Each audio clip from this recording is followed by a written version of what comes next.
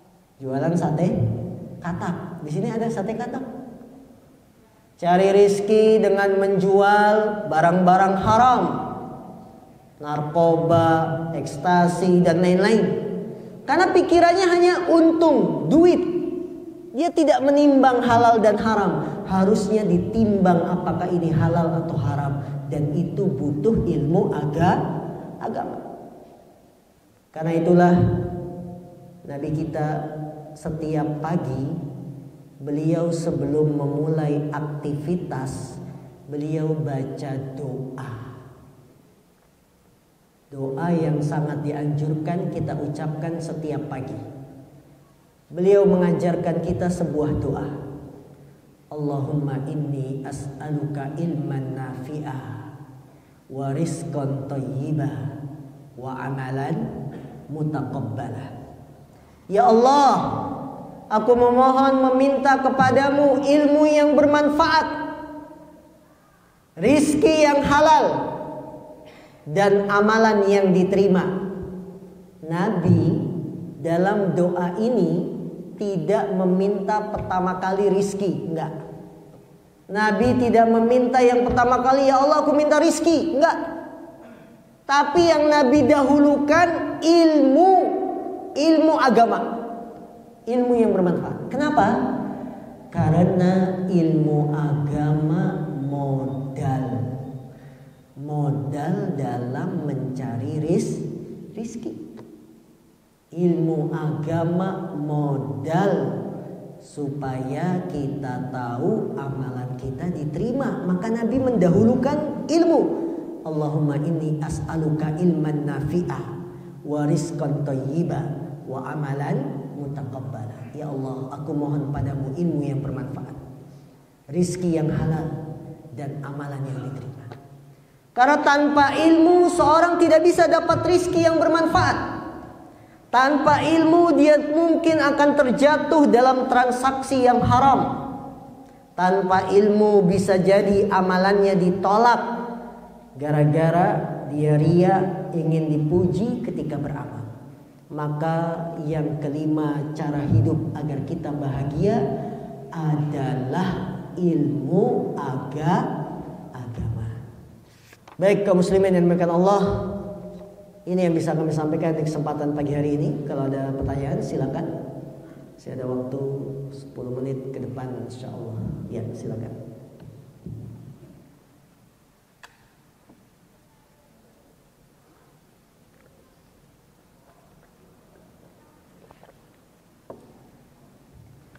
Jelas ya?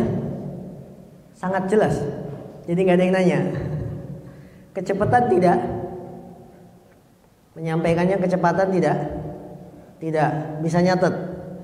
Bisa. Dicatat ya. Karena ilmu itu dicatat. Qayyidul ilma bil kitabah. Ikatlah ilmu itu dengan catatan. Ulama kita mengatakan al ilmu fis sudur walaysa fis sutur. Ilmu itu di dada, bukan yang ditulis. Artinya tulisan itu nanti dibaca, setelah dibaca dihafal, masuk ke dalam dada, kemudian dipraktekkan. Kalau tulisannya hilang bukan berarti ilmunya hilang. Baik, karena ini hanya kuliah subuh, kami tidak berlama-lama. Semoga apa yang kami sampaikan bermanfaat. Yang benar datangnya dari Allah dan Rasul yang semata.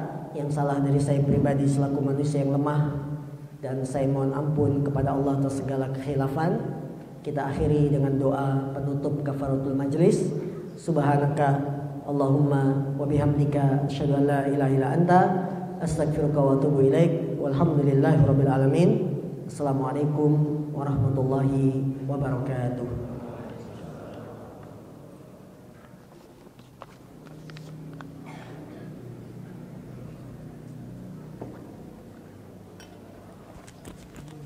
وتعاونوا على البر والتقوى ولا تعاونوا على الإثم والعدوان